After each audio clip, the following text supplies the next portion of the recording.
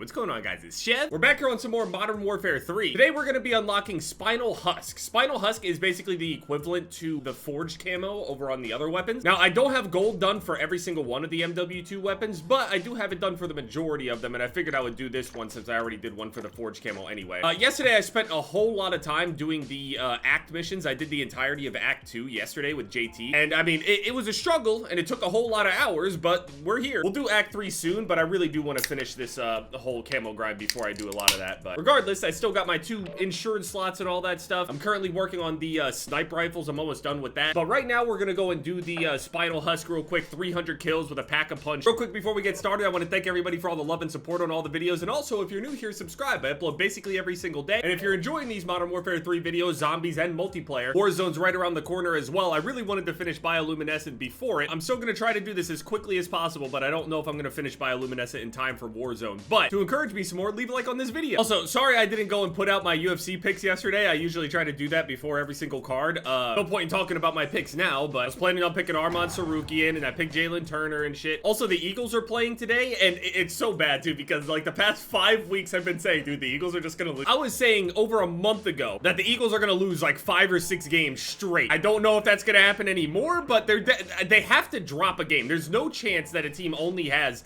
1 loss the entire season. It's very, very rare. So it's very likely that the Eagles are going to lose this game today against the 49ers. The 49ers are a really, really good team, along with every other team that the Eagles have beaten the past like 3 or 4 weeks as well. Like, people were calling it the gauntlet, and they've been doing well. They've been winning. Well, doing well. It's not like they're blowing anybody out or anything like that, but they're winning. The most important stat at the end of the day is winning, right? But the way that you win is also very important. The Eagles, even against bad teams, have gotten by just barely. So they barely got by bad teams, and they've also barely got by good teams. That's the thing. These teams that are statistically better than the Eagles that should win aren't beating them, which is odd. We got our pack-a-punch. Grab this Outlast real quick, and then we're gonna go get easy 300 kills, tier 1 zone, no risk at all. Statistically speaking, the 49ers are 6th place in offense. The Eagles are 11th. Their defense is 3rd place. The Eagles are 16th. Their passing is 10th place. The Eagles are 14th. Their rushing is 7th place. The Eagles are 9th place. How are the Eagles 10-1? The luck's gotta run out somewhere. And to be honest with you, I've been ready for a loss for a while. So if they lose this game, it's not like they statistically were supposed to win or something. They were supposed to lose. Like, they've been supposed to lose the past like 5 weeks. Give us a loss already, dude. It's not important to win this game anyway. No reason to put everything into it. Got it over 90%, and we're gonna go out here. Statistically speaking, I mean, these teams should be ashamed to lose to the Eagles. The Eagles statistically just are not that good. I'm a fan of them, but I'm just saying it how it is. I ain't even talking shit about the Eagles. I'm saying what it is. Statistically speaking, these teams should be beating them, and they're not. I don't know what's going on. Also, there's a Mortal Kombat trailer coming out, actually, like right now. Quan Chi actually has a trailer. Now, I'm not that interested in Quan Chi, but I think I'm gonna make a video on it when he comes out. I don't know what the date is for his release, but I mean, looking at Quan Chi, his powers, all that shit, I mean, clearly Ermac is cooler. I mean, the creation is cooler than the creator. I've always liked the look of like the green soul magic type shit that Quan Chi and Ermac obviously have. All that soul shit. I had some interest in Shang before the game even came out, and then I realized, you know, how complex he could potentially be and all that shit. And then I just stuck with my comfort pick of Sub-Zero. I can't wait for Ermac to come out. I'm gonna be so excited. So UFC event last night was wild. Just a fight night, not a crazy amount of hype or anything, but good matchups. On the prelims, Wellington Thurman versus Jared Gooden. I was gonna say I told you guys, but that was my plan to say anyway before I didn't make my video. I was saying Wellington Thurman is better than Gooden, but Wellington, he's defensively not that sound, and even if he gets ahead, he could get KO'd. That's literally what happened. So he is technically better than Gooden, but Gooden's got knockout power, and if he's not put away, he's always dangerous. Rodolfo Bellato versus Ihor Poteria. The fight was a back and forth war, comebacks, people getting rocked, knocked down, hammer fisted to death, recovers, revives themselves, come back and win. This card is one of the best cards I've ever watched, straight up. These fight night cards, I know people like, oh, they'll only watch the pay-per-views or the biggest names and shit. Dude, these fight nights are getting crazy. Drakkar Klose versus Joe Selecki. I actually picked Selecki to win that fight. Drakkar Klose ended up getting caught in an armbar, bad armbar, super deep, elbows past the groin and everything. They teach you whenever your arm is that deep in there, you don't want to like immediately pull your arm out like that, because when you straighten your arm out to try to pull it, it just goes deeper. Drakkar Klose decided, hey, you know what? I'm gonna pull my arm as hard as I can and then stand up and try to slam Joe. It wasn't even a huge slam, but he ended up slamming Joe, picking him up, slamming him down onto the side of his head, and it KO'd him instantly. Slam knockout. Now, a lot of people are like, oh my god, I've never seen that shit before my entire time watching this shit. I encourage you to watch Rampage Jackson's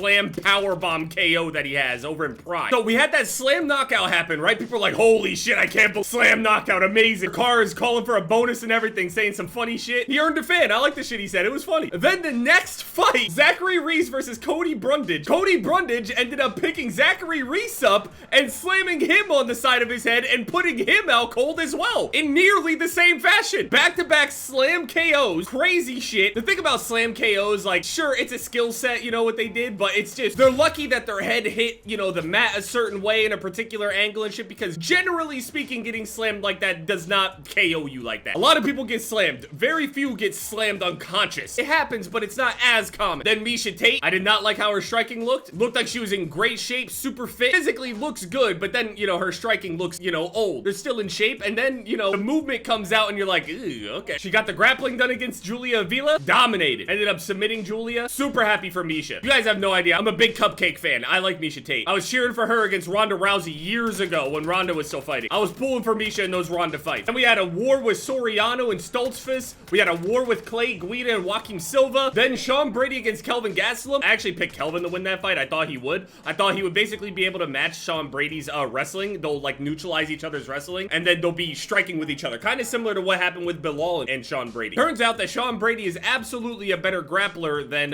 Kelvin Gastelum, because he absolutely dominated Kelvin on the ground. Bad. Didn't give him a chance to do shit. Ended up submitting Kelvin. It's just, man. Rob Font against Davison Figueiredo. I ended up picking Figgy before this. A lot of people were doubting Figgy. Pretty sure he was the underdog in that fight. And I was telling you, I was like, dude, I think Figgy can actually, you know, win this fight in particular. I don't know about the fights above, but stylistically, I think that he can hurt Rob Font. I think he's got the physicality to still deal with Font. And he did just that. New camo. Boom.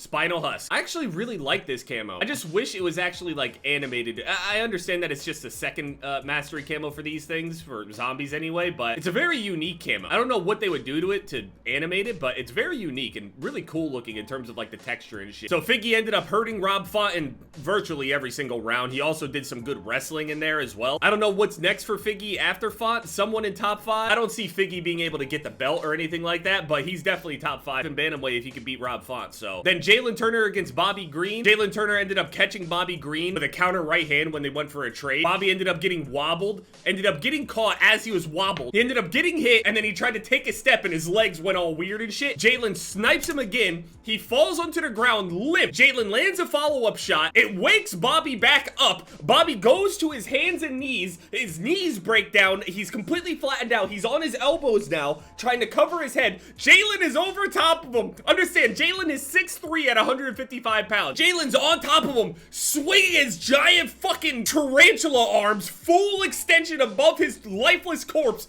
swinging into him. The ref is just standing there watching Bobby die. I have no idea why he didn't stop it. He ends up putting Bobby out again, and then the ref splits it up. Man, people were pissed about that shit. That was crazy. That was such a bad stop, especially to watch it happen to Bobby Green, because people love Bobby Green. And then Beneil Dariush versus Arman Sarukian. I picked Arman Sarukian. I've been telling people for the longest time, Arman is easily top 5 since he made his debut. His debut fight was against Islam Makhachev. Like, this dude is insane. Now, he was beefing with Bobby, but that beef is done. I mean, Arman is moving up into the top 5. Bobby just got knocked out. Arman ended up knocking out Beneil Dariush in the first round in like a minute and 4 seconds. Sorry. Crazy. He ended up throwing a couple strikes out there. They ended up clashing, clinching a little bit after a little bit of an exchange. Arman throws a knee to split the guard and then immediately follows up with a straight right down the pipe into Beneil right after the knee splits his guard. Follows up, easy finish, quick finish. I'll watch every single fight Arman's a part of. He's got some weaknesses here and there. You know, the cardio's questionable and shit like that. Don't know how he does for 5 rounds. He's definitely slowed down in other fights. He does also have a couple instances where he was hurt on the feet, wobbled a little bit, but he's young as fuck. Plenty of room to grow and shit like that. And all of this experience, it only helps it. The Eagles are playing their 3rd game in 13 days, including an overtime win over Buffalo last Sunday, in which their defense logged 97 stats. No issues getting up for this NFC Championship game rematch, though. People are like, you're already making excuses. It's like, no, those are just the statistics. They gotta lose somewhere. They have been on the hardest gauntlet in the entire league. They should lose. I'm expecting them to lose. I've expected them to lose the past, I don't know how many weeks. Fuck it, I'm not gonna sit around and wait for that Quan Chi trailer, dude. Unless that shit pops up while I'm editing or something. Yeah, that's Spinal Husk. I'm gonna be finishing out all the golds, and then I gotta do Spinal Husk for all of them. It's really, really straightforward, and then after that, I'll make a video on this this Arachnida camo, which is super, super clean, to be honest with you. I didn't really like it at first, but after seeing it in game and seeing some people run around with this, I love glossy black on here with the webs and shit. I think this looks really good. Also, I noticed that if you do go and unlock bioluminescent, the people that I've seen anyway, certain weapons are still bugged whenever you unlock this. It's odd. Like, you could go and unlock it for a sniper rifle or whatever, or use a sniper rifle in order to unlock, you know, all the Arachnida and all that stuff. And then you unlock bioluminescent, but some of the weapons you still can't equip bio on. I don't know why. Anyway, back to the grind.